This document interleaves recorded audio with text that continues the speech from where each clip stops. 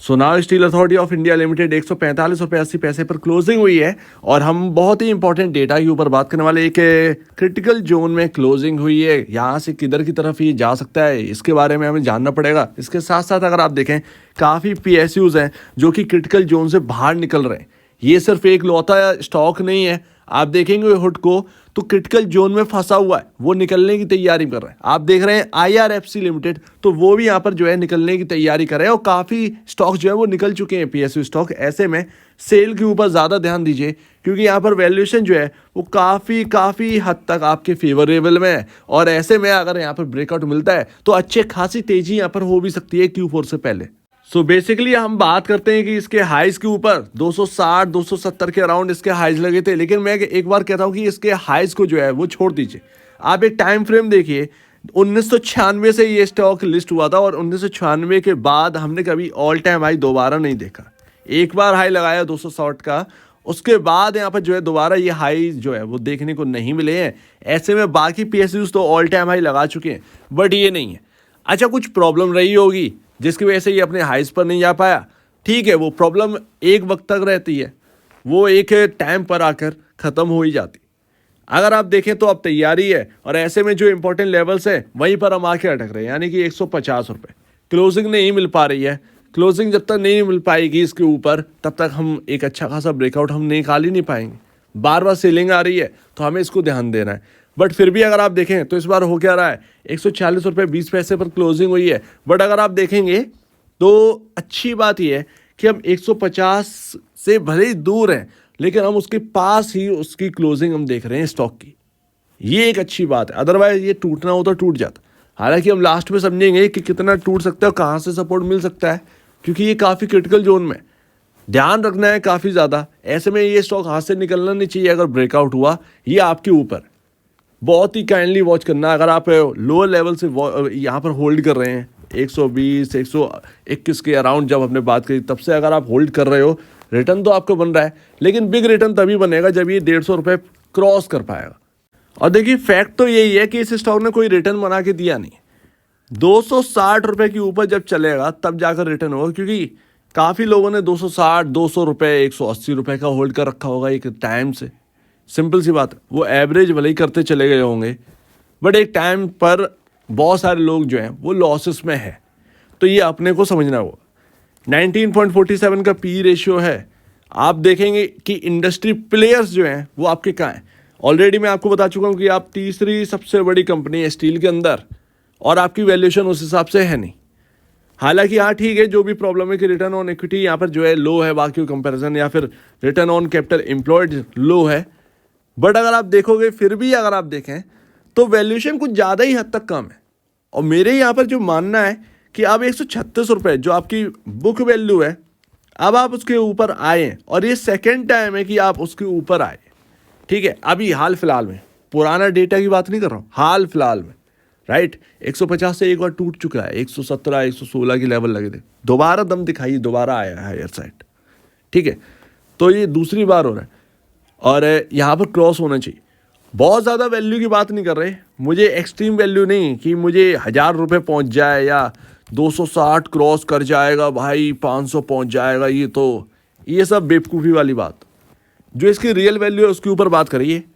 आपको ये सुनने में काफ़ी अटपटा लग रहा होगा, लेकिन वास्तविकता ये है कि इसकी जो एक राइट वैल्यू होगी वो 200 से 260 के अराउंड होगी। उसके ऊपर अगर ये निकलेगा ना वो वैल्यू ना वो बेकार होगी, ठीक है। रियल वैल्यू की बात करो, सिंपल सी बात। और अगर यहाँ से जोड़ोगे तो वो काफ़ी ज़्यादा होता है, ठीक है। हवाबाजी वाली बात नहीं है, जो बात है सो क्लियर है, चाहे अच्छी लगे या बुरी लगे।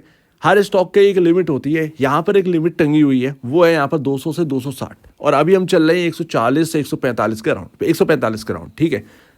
अगर यहाँ से देखें तो एक 100 रुपये का गेन भी बहुत बड़ा गेन होता है, ठीक है। तो वो अभी इतना यहाँ पर लेके चलिए। उसके बाद यहाँ पर जो है Q4 नंबर या Q1 के जो नेक्स्ट नंबर है वो अगर यहाँ पर जो है दम दिखाएंगे, डेफिनेटली यहाँ पर दिन बदलते हुए नजर आएंगे। क्या बड़ी बात है 260 को तोड़कर जो है वो और हायर साइड नंबर्स लग जाएं, ठीक है ना। तो वो सिंपल सी बात। लेकिन अभी की जो फंडामेंटल है उस हिसाब से 200 से 260 के बीच में इसका प्राइसिंग होना चाहिए था, ठीक है। तो अभी अगर आप देखोगे अराउंड यहाँ पर आपका आपको ये पी रेशियोज देखने को मिल रहे हैं और ये अपने इंडस्ट्री पीयर के पास ही है। सेल का जो पी रेशियो वो है वो 19.47 पहुंच गया। यहाँ पर गलती मत खाइएगा एक चीज़ की, इस बात को समझिएगा कि हर चीज़ जो है वो पी रेशियो तय नहीं करेगा, राइट। आपकी प्राइस टू बुक वैल्यू नाम की कोई चीज़ है और उसको देखना इंपॉर्टेंट है। यहाँ पर अगर आप देखोगे प्राइस टू बुक वैल्यू के हिसाब से इन प्लेयर्स के कंपैरिजन कहाँ पर है, 1.07 टाइम पर है अपने बुक वैल्यू के, ठीक है। और ये लोग कहाँ पर हैं, 2.74, 2.29 और आप हैं 1.07 टाइम। यही तो मैं कह रहा हूँ कि कम से कम 1.5 की बुक तो मिलना चाहिए, 1.50 टाइम अपने प्राइस टू बुक वैल्यू के ऊपर चलना चाहिए स्टॉक। उसका मतलब क्या है 1.50 टाइम, ठीक है। 1.50 टाइम के कंपैरिजन अच्छा लगेगा कि हम जो है जो अच्छे प्लेयर्स हैं उनके कंपैरिजन 1.50 टाइम पर है, ठीक है। हमें 3 या 4 की प्राइस टू बुक वैल्यू नहीं चाहिए क्योंकि हमें दम नहीं है। बट 1.50 टाइम 1 के कंपैरिजन काफ़ी बेहतर है। 1.50 टाइम का मतलब है 200 से 260 के बीच में आना, मतलब 50 टाइम। अगर आप 136 का आधा कर देंगे तो यहाँ पर अराउंड आपको मिलेगा यहाँ पर 68 का प्राइस, यानी कि आप 136 में 68 रुपये ऐड कर दीजिए तो वो बात वही हो गई, 200 से 260 के बीच में, 210 से 205 के अराउंड ये पहुंच जाएगा। तो वही तो मैं आपसे कह रहा हूँ कि ये प्राइसिंग ना, ये प्राइस टू बुक वैल्यू ठीक है। तो अभी भी आपके सामने एक बड़ा प्राइसिंग है और इन सबको बार बार बताने का मतलब ये है कि मैं आपको रीज़न बता रहा हूँ कि क्या हो सकता है, ठीक है। हवाबाजी नहीं है ये कोई, ये रीज़न है। ऐसे ही रीज़न आप तलाशा करिए, उससे आपका कॉन्फिडेंट जो है वो बिल्डअप होगा और यहाँ पर जो है आप किसी भी स्टॉक में एक महारत हासिल कर सकते हैं। जहाँ पर लोअर वैल्यू मिल रही है और यहाँ पर पोटेंशियल ज़्यादा है वो आप स्टॉक ढूंढना यहाँ पर जो है ना सीख जाएंगे। जब आपको रीज़न, आप किसी स्टॉक के अंदर समझने लगें कि इसका रीज़न क्या है वहाँ तक जाने का, या इसका रीज़न क्या है कि 500 से ये 250 रुपये रह जाए, ठीक है। तो ये सारी चीज़ें आप जानने लगेंगे, सीधी सी बात है आपकी राह तय हो जाएगी। अब 10 साल में एक बड़ा पैसा बना सकते हैं, धीरे धीरे कंपाउंड करके एक बड़ा पैसा आपके हाथ लग जाएगा, आपको टेंशन नहीं रहेगी कभी लाइफ में, वो चीज़ है। तो यहाँ पर अगर आप देखेंगे 5 अप्रैल को 28% की डिलीवरी यहाँ पर हुई है। लेकिन एक और चीज़, टोटल वॉल्यूम देखिए, 4 अप्रैल के कंपैरिजन, 3 अप्रैल, 2 अप्रैल के कंपैरिजन कम है, इवन 1 अप्रैल के कंपैरिजन भी कम है। और इसके अंदर तेज़ी जो है वो हमें 1 अप्रैल, 2 अप्रैल और 3 अप्रैल को देखने को ज़्यादा देखने को मिली है, ठीक है। बट अगर आप देखें डिलीवरी क्वांटिटी नहीं है। बट इस वक्त जो है वो ट्रेडर का थोड़ा सा इंटरेस्ट भी हटा है और डिलीवरी क्वांटिटी भी थोड़ी सी कम हुई है। पहले के कंपैरिजन यहाँ पर जो है आ चुके हैं, डिलीवरी क्वांटिटी नॉर्मल है वैसे ही, बट यहाँ पर वॉल्यूम जो है वो कम है। वॉल्यूम बढ़ेंगे जब ये 150 रुपये अचानक से क्रॉस करेगा, सीधी सी बात। वॉल्यूम तब तेज़ी से बढ़ने चाहिए, उस बात पर भी गौर करिएगा।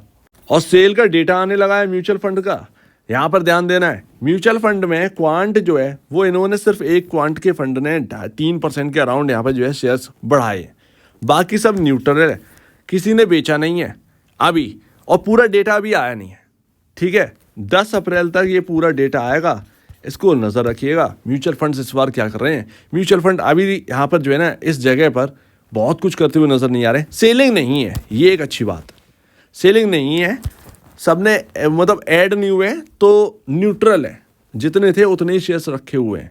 क्वांट का सबसे बड़ा निवेश है यहाँ पर, क्वांट ने बिल्कुल भी सेलिंग नहीं करी है, यहाँ पर थोड़ा सा ही बढ़ाया है बट न्यूट्रल ज़्यादा है। एंड लास्ट, यहाँ पर अगर आप देखेंगे स्टील अथॉरिटी ऑफ इंडिया के अंदर, यहाँ पर भैया आपको मैंने ऑलरेडी कहा है कि 1 डे कैंडलस्टिक चार्ट लगा लीजिए और उसमें ये पैटर्न बना लीजिए, ट्रेंड लाइन का पैटर्न। सिंपल सी बात है, ये आपको पता ही होगा, पिछले बार और उसके पिछले बार हमने काफ़ी बात करी। अब यहाँ पर जो है आपको, अगर आपने सेट कर लिया इस चीज़ को, तो आपको ये देखना पड़ेगा कि या तो ये स्टॉक अभी यहीं से घूम जाएगा, ठीक है। जो लो लगा है ये 145 के अराउंड का, ये स्टॉक नहीं टूटेगा, और यहाँ पर जो लोअर ट्रेंड लाइन है हो सकता है उसको रीटेस्ट करे। ऐसे में आपको 140 के लेवल देखने को मिल जाए, या 140 से 139 के लेवल देखने को मिल जाए।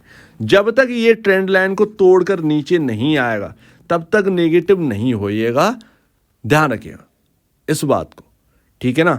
काफ़ी ट्रिकी है steel authority of India, but हमें ट्रिकी चीज़ें पसंद है और ट्रिकी चीज़ों से खेलेंगे हम। तो यहाँ से अगर निकल गया तो ज़्यादा बेहतर है, लेकिन अगर ये दोबारा यहाँ पर जो है ना टूटता है तो कुछ बुक कर लीजिएगा, ज़्यादा बेहतर। फिर भले ही वो निकल जाए चकमा देकर, लेकिन बुक कर लेना 140 139 अगर उसके नीचे क्लोजिंग मिल रही है चुपचाप बुक कर लेना। अगर आपने 120 121 से बाई कर रखा है या किसी भी लेवल पर बाई कर रखा है नीचे, थोड़ा सा बुक कर लीजिएगा प्रॉफिट, बाकी छोड़ दीजिएगा। अगर चल गया ऊपर साइड में तो आपका ठीक है, अदरवाइज यहाँ पर जो है बुक कर लेना ज़्यादा बेहतर है, थोड़ी सी क्वांटिटी। सो उम्मीद है काफ़ी कुछ आपको समझ में आया होगा। ट्रेंड लाइन बना लो, नहीं बनाओगे दिक्कत में आ जाओगे, ये आप इसको स्टडी करिए। सो उम्मीद है काफ़ी कुछ आपको समझ में आया होगा।